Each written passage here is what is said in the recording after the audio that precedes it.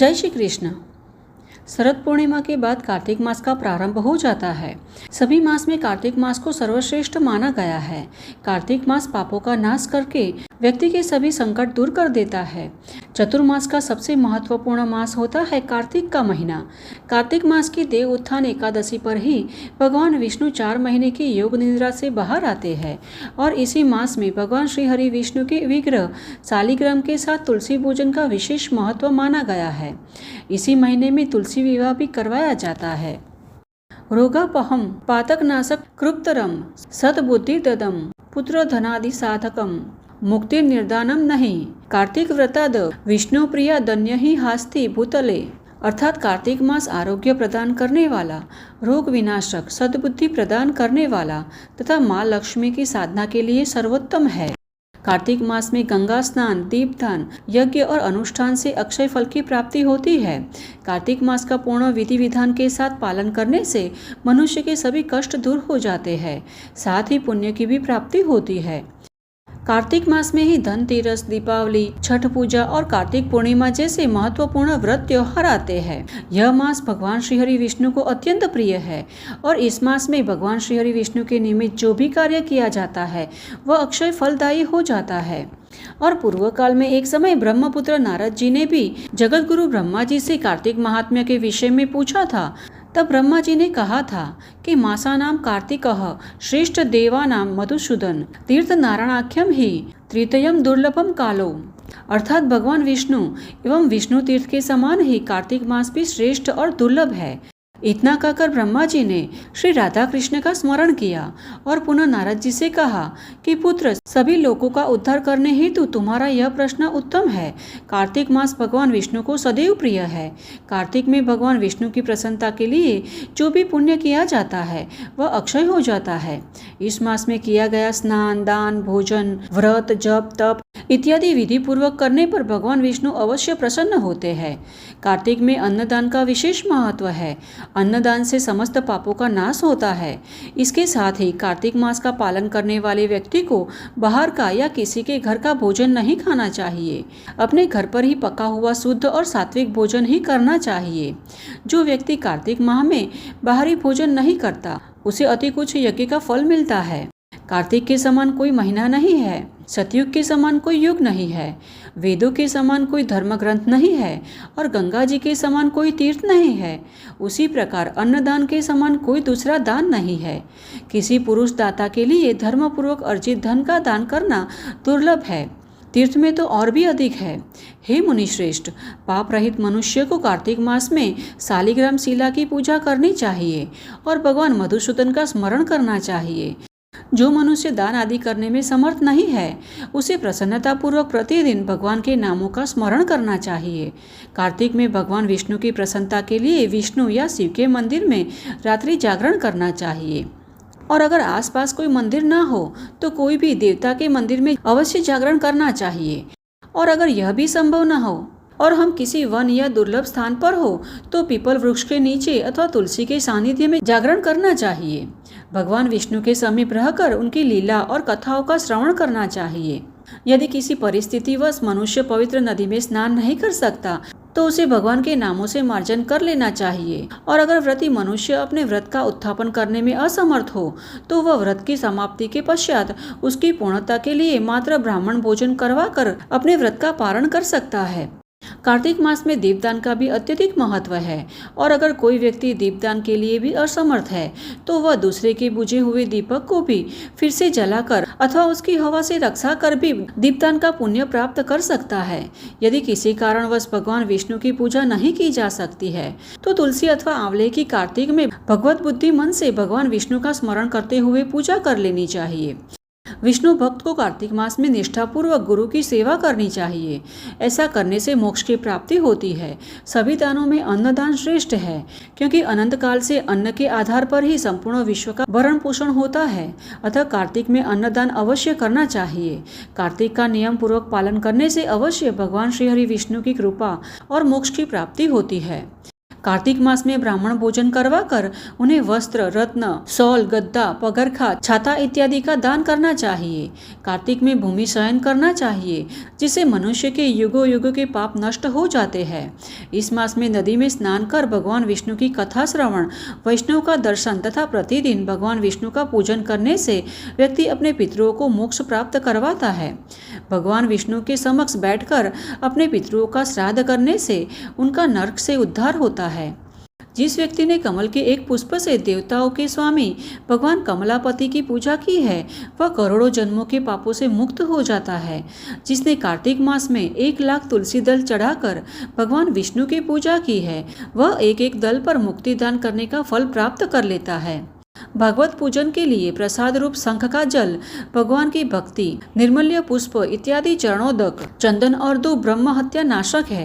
कार्तिक मास में अनेक प्रकार के दान देकर भी मनुष्य अगर भगवान का चिंतन नहीं करता है तो वह दान कदापि पवित्र नहीं होता। अतः इस मास में भगवान श्री हरि विष्णु के नामों का जप तथा भगवत गीता के श्लोकों का श्रद्धा और भक्ति पूर्वक कार्तिक मास में प्रतिदिन पाठ करना चाहिए। जिसने भगवान के पुराणों को नहीं सुना, उसने पुराण पुरुष भगवान नारायण की पूजा नहीं की। अतः कार्तिक मास में प्रतिदिन भागवत गीता का पाठ करना चाहिए। भागवत गीता जैसा कोई शास्त्र नहीं है और ना ही कभी होगा। भागवत गीता ही सर्व पापों को हरने वाली और मोक्ष प्रदायिनी है। कार्तिक में प्रतिदिन भगवत गीता के एक अध्याय का पठन अवश्य करना चाहिए। कार्तिक मास में प्रतिदिन भगवत गीता के एक अध्याय का पठन करने से मनुष्य घोर नरक से मुक्ति प्राप्त कर लेता है। कार्तिक मास का संपूर्ण विधि विधान से पालन करने से मनुष्य के भव के पाप नष्ट हो जाते हैं और वह अंत में मोक्ष की प्राप्ति करता है। तो आइए कार्तिक मास का संपूर्ण निष्ठा और नियम पूर्वक पालन किस प्रकार किया जाता है और इसकी विधि क्या है वह जान लेते हैं। कार्तिक व्रत का पालन अश्विन शुक्ल पक्ष की 10वीं से आरंभ कर कार्तिक शुक्ल 10वीं को समाप्त होता है अथवा अश्विनी पूर्णिमा से आरंभ होकर कार्तिक पूर्णिमा पर समाप्त होता है। कार्तिक व्रत का पालन करने वाले व्यक्ति को उपवास रखना होता है और संपूर्ण कार्तिक मास दरमियान ब्रह्म मुहूर्त में उठकर हमें स्नान इत्यादि अपना नित्य कार्य पूर्ण कर लेना चाहिए। अपने दांत और जीवा की शुद्धि के लिए दातुन का ही उपयोग करना चाहिए। फिर अनेक प्रकार के स्तोत्र द्वारा भगवान विष्णु की स्तुति कर अपने दिवस के कार्यों की शुरुआत करनी चाहिए। इस मास में पवित्र नदियों में प्रातःकाल स्नान का महत्व माना गया है। कार्तिक मास में प्रातः स्नान का नियम रखना चाहिए, जिससे कभी भी यम यातना नहीं भुगतनी पड़ती। कार्तिक व्रत करने वाले को विधि विधान पूर्वक स्नान भी करना चाहिए। 12 महीने में मागसर मास अत्यंत शुभ होता है। उससे भी अधिक फल प्रदान करने वाला नर्मदा तट पर वैशाख मास है और उससे लाखों गुना अधिक प्रयाग में माघ मास का महत्व है। अब यह सभी में अधिक फलदायी कार्तिक मास है। उसका महत्व सर्वत्र जल में एक समान है। तराजू की एक और तरफ सभी दान, व्रत और नियम और दूसरी ओर कार्तिक स्नान को रखा जाए तो कार्तिक का पलड़ा भारी रहेगा। अतः कार्तिक पूर्णिमा के दिन सुबह जल्दी उठकर गंगा या किसी पवित्र नदी में स्नान करें। अगर ऐसा संभव न हो तो घर पर ही पानी में गंगा जल मिलाकर स्नान करें। यह व्रत भगवान श्री कृष्ण को भी अत्यंत प्रिय है। सूर्य भक्त, गणेश भक्त, शक्ति उपासक, शिव उपासक और वैष्णव सभी के सर्व प्रकार के पापों का निवारण करने के लिए कार्तिक प्रातः स्नान अत्यंत फलदायी है। तत्पश्चात सूर्योदय होने पर सूर्यदेव को अर्घ्य देकर भगवान के समक्ष बैठकर हाथ में गंगा जल लेकर भगवान के सामने व्रत का संकल्प करें। उसके पश्चात विधि विधान पूर्वक भगवान विष्णु और माता लक्ष्मी की पूजा करें और प्रदक्षिणा करें। तत्पश्चात तुलसी देवी के समक्ष घी का दीपक जलाएं और भगवान श्री हरि विष्णु के पवित्र नामों का जप करें। इस प्रकार स्नान, दीपदान, तुलसी पूजन, पृथ्वी पर शयन, ब्रह्मचर्य का पालन करते हुए भगवान श्री हरि विष्णु के नामों का कीर्तन तथा पुराणों का श्रवण करें और इसी प्रकार सभी नियमों का पालन करते हुए निष्कर्ष भाव से कार्तिक मास का पालन करने से भगवान श्री कृष्ण अवश्य प्रसन्न होते हैं और यही जीवन का मूलभूत कारण होता है। इस मास के दरमियान ब्राह्मणों को भोजन के लिए आमंत्रित करें और अपनी क्षमता अनुसार दक्षिणा दें। इस प्रकार कार्तिक मास के दरमियान प्रतिदिन भगवान श्री हरि विष्णु के नामों का जप कीर्तन करते करते अपने नित्य कार्य करने चाहिए और फिर सायं काल में भी फिर से भगवान श्री हरि विष्णु, देवगण तथा तुलसी देवी का पुनः पूजन कर विष्णु मंदिर या शिव मंदिर जाकर उनके समक्ष बैठकर क्षमता अनुसार दीपदान करें, भगवान विष्णु की आरती उतारें, स्तोत्र पाठ करें। इसी प्रकार रात्रि को प्रथम प्रहर का जागरण करें और यह संभव न हो तो तुलसी देवी के सानिध्य में जागरण कर कीर्तन करना चाहिए। प्रथम प्रहर के बाद भूमि पर शयन करें, ब्रह्मचर्य का पालन करें। इस प्रकार संपूर्ण शास्त्रोक्त विधि का पालन करते हुए कार्तिक मास का विधि विधान अनुसार व्रत का पालन करना चाहिए। जो भी व्यक्ति इस प्रकार संपूर्ण विधि विधान के साथ कार्तिक मास का पालन करता है वह सभी पापों से मुक्त होकर भगवान श्री हरि विष्णु के लोक को प्राप्त करता है। कार्तिक के महीने में 2 भागों में बटी हुई दाल यानी मसूर, उड़द इत्यादि और बैगन, मूली, दूधी, प्याज, बासी भोजन, दुर्गंध युक्त पदार्थ और मांस मदिरा का सेवन नहीं करना चाहिए। कार्तिक मास में जो भी वनवासी मुनि की भांति नियमित भोजन करता है वह भगवान श्री हरि विष्णु के परम धाम को जाता है। कार्तिक में प्रातःकाल स्नान और भगवान की पूजा अवश्य करनी चाहिए। यह समय में कथा श्रवण उत्तम माना गया है। कार्तिक में केले और आंवला का दान करना शुभ माना जाता है। जो भी व्यक्ति कार्तिक में भक्ति पूर्वक भगवान श्री हरि विष्णु को तुलसी दल अर्पण करता है उसे इस भौतिक संसार से मुक्ति का मार्ग मिल जाता है और भगवान श्री हरि विष्णु के परम पद को प्राप्त होता है। इतना ही नहीं, श्री हरि के परम प्रिय कार्तिक मास में जो भी नित्य भागवत गीता का पाठ करता है उसे अक्षय पुण्य फल की प्राप्ति होती है। साथ ही श्रीमद् भागवतम का भी श्रवण करना चाहिए जिससे सर्व प्रकार के पापों से मुक्ति मिलती है और जीवन में सुख शांति का आगमन होता है। जो कार्तिक मास में एकादशी पर निराहार रहकर व्रत करता है वह निसंदेह पूर्व जन्मों के पापों से मुक्त होकर भगवान श्री हरि विष्णु का सायुज्य प्राप्त करता है। कार्तिक मास में भगवान श्री हरि विष्णु की प्रसन्नता के लिए दूसरों का अन्न त्याग करना चाहिए और भोजन के समय जो भी अतिथि अपने द्वार पर आए उसे भक्ति पूर्वक भोजन करवाए जिससे हजारों जन्मों के पाप नष्ट हो जाते हैं। कार्तिक मास में व्यक्ति को किसी भी प्रकार के वाद विवाद में नहीं पड़ना चाहिए या किसी की निंदा नहीं करनी चाहिए। इस प्रकार किसी की निंदा करने या सुनने से भी नरक में स्थान प्राप्त होता है।